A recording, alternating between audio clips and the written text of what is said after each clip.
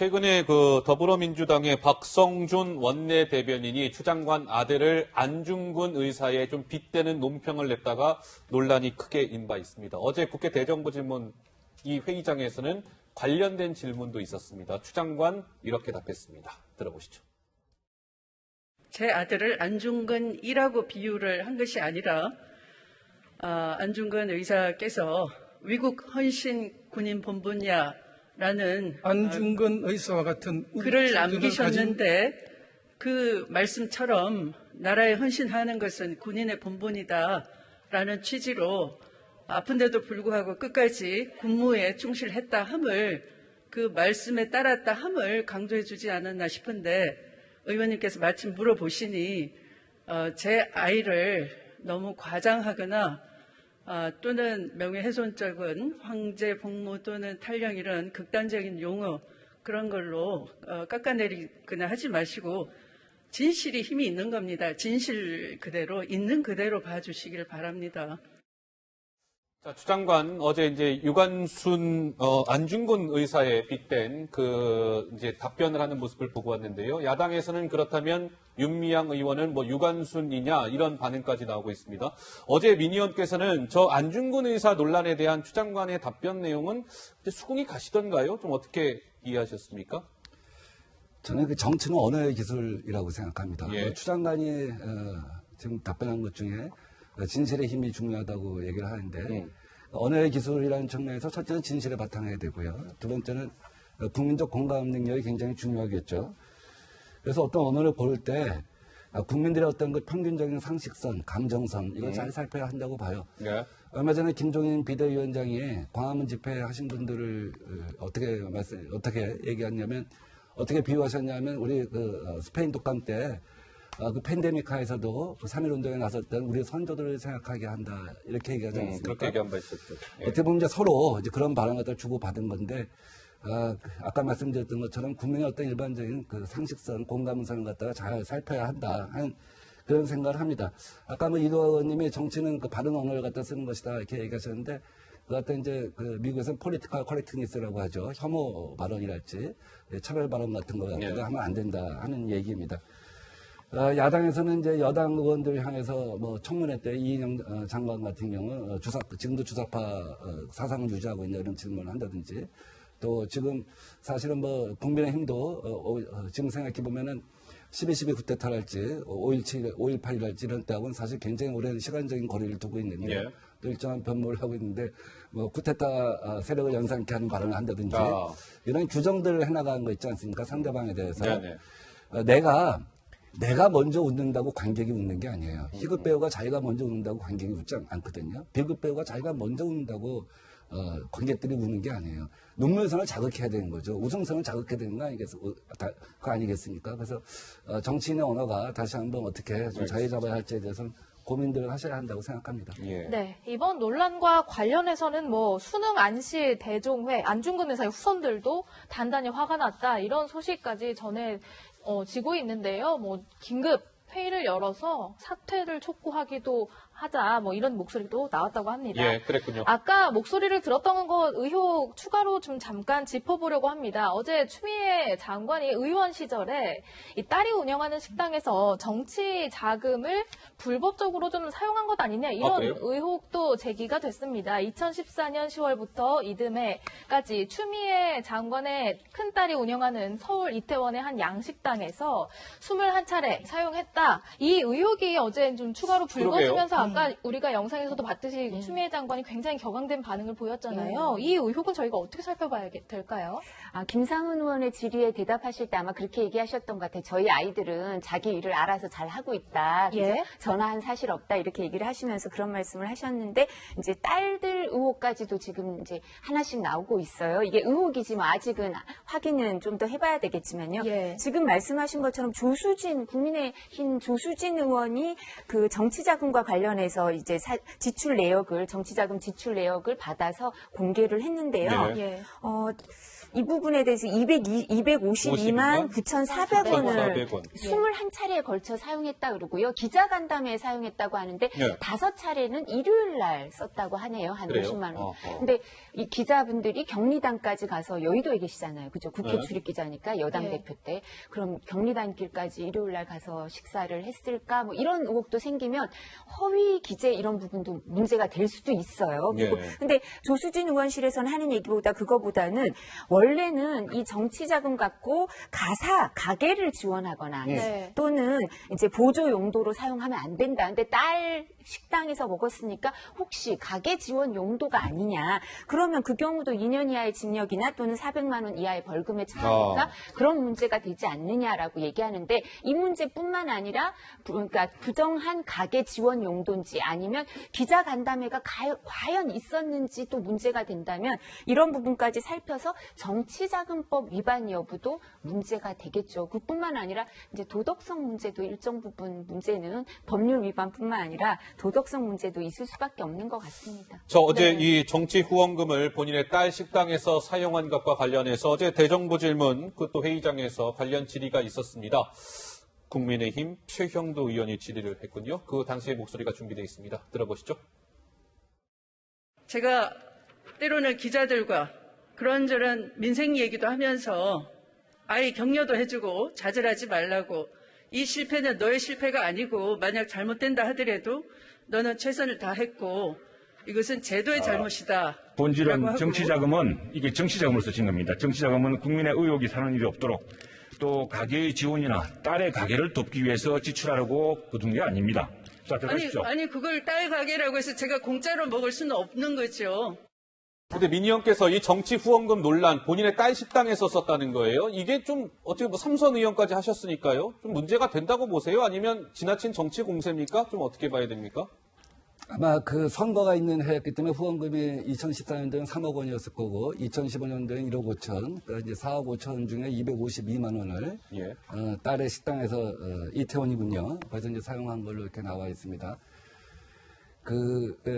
이게 우리나라 이 정치 후원금 같은 경우는 후원자들이 정치인한테 이제 폭넓게 그 사용을 갖다 위임을 하는 겁니다.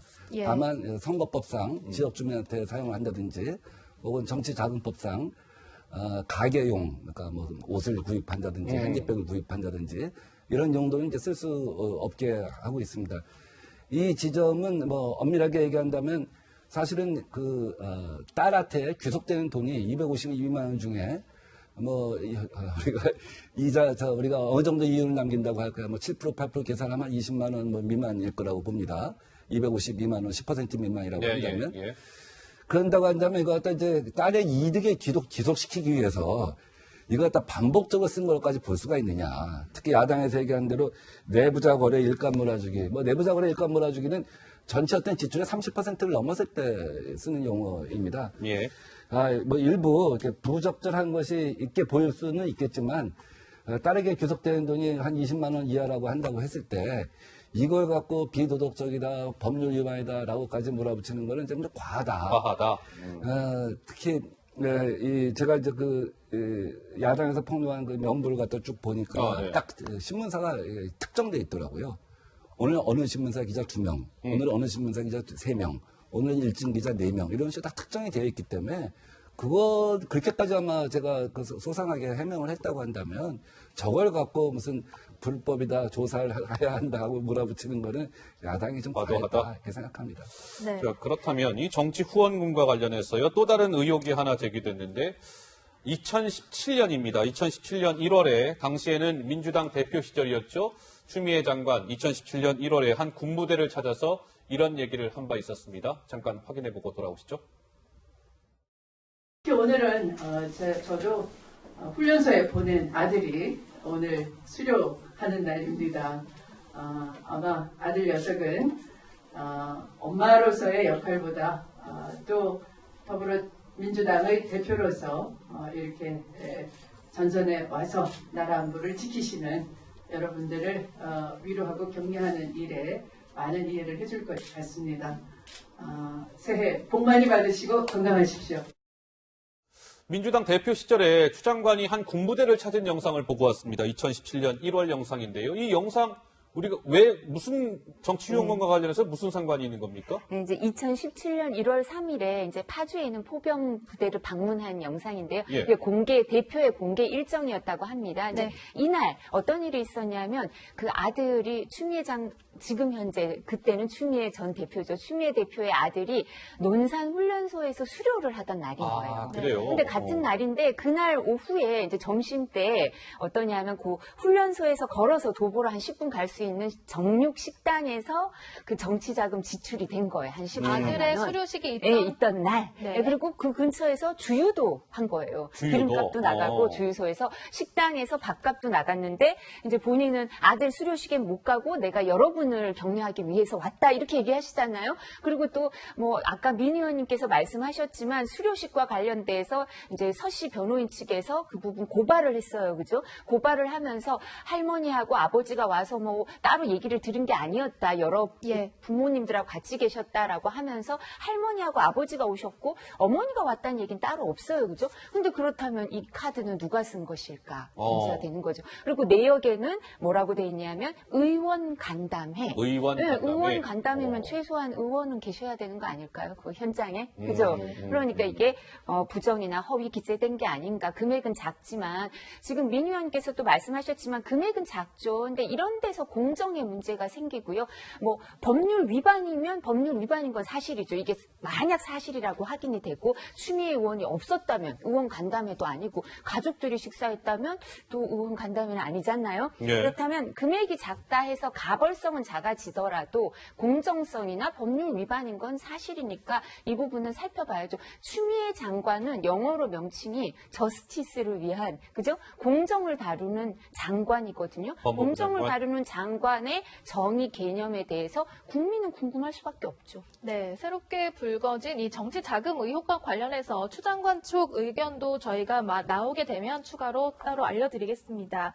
자, 여권 내에서도요, 이 추 장관 의혹과 관련해서 쓴소리들이 나오고 있습니다. 아, 그렇습니까? 민주당의 박용진 의원 같은 경우에는 아래쪽에 보시면 국민의 영린이다, 이 병역 문제는.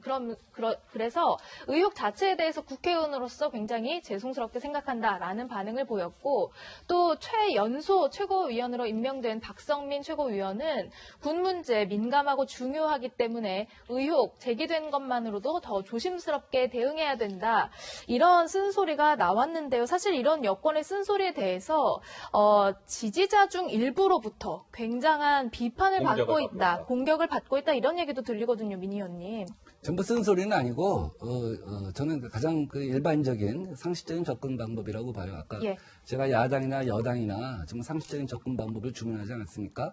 사실에 대해서는 사실대로 대응하되 규명을 해나가되 야당은 진실 규명을 갖다 촉구하고 또 여당은 이제 방어를 하겠죠.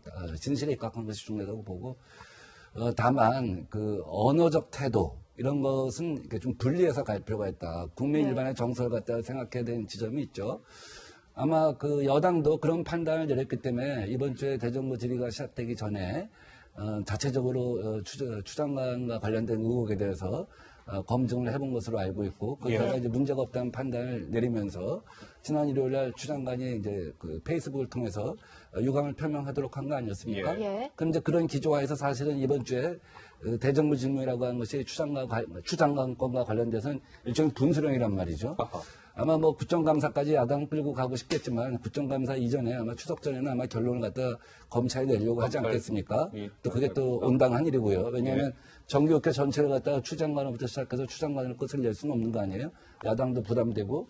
근데 그런 선상에서 이제 이번 주에 좀 더 이렇게 여당 쪽에서 국민의 어떤 정서를 생각하는 방법을 접근을 갖다 하면 국민 여론도 더 이제 우호적으로 돌아가고 뭐 그런 일반적인 상식적인 얘기를 했다고 봅니다. 예. 근데 이번에 이 추 장관 아들 문제 의혹을 처음으로 제기한 사람이 왜 그 당직 사병이었잖아요. 이 당직 사병 현모 씨로 알려져 있는데요. 이 현모 씨가 그래픽 좀 넣어주세요. 예, 현모 씨 당직 사병이 기존 이 휴대전화 번호를 없애고 소셜 미디어 계정도 닫았답니다. 왜 그럴까요?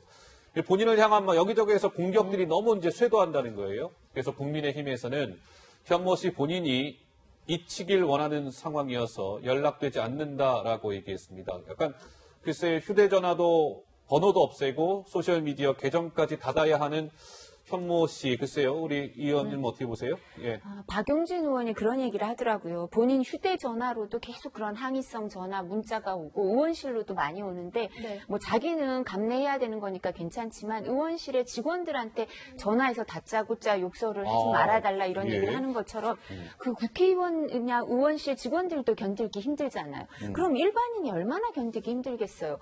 사실 권익위에서 이 당직 사병에 대해서 그 공익제보자 문제도 좀 부정적이다가 다시 검토한다는 얘기도 있긴 있지만 예. 사실 일반인들이 봤을 때 요새 문제되는 윤지호 씨라고 있죠. 거기는 그 권익위에서 공익제보자로 인정했는데 지금 그 범죄자로 적색 수배가 돼 있어요. 인터폴에. 아하. 근데 여기는 왜 현모 씨는 공익을 위한 제보인데 이 사람은 보호를 해주지 않는지. 그러니까 보호를 그 정부나 공공의 힘으로 공공의 권력으로 보호가 안 되니까 본인이 이렇게 숨는 방법, 잊혀지는 방법을 선택하니까 너무 안타깝죠. 그럼 정말 공익을 제보하려고 하는 거대 권력을 향해 공익을 제보하려고 하는 사람들은 이렇게 핍박을 받는 건가? 그럼 이제 이런 정의감이 그런 이 정의감으로 사회가 유지되는 거 아니겠어요? 시민들의 정의감으로 예. 너무나 안타까운 거고요.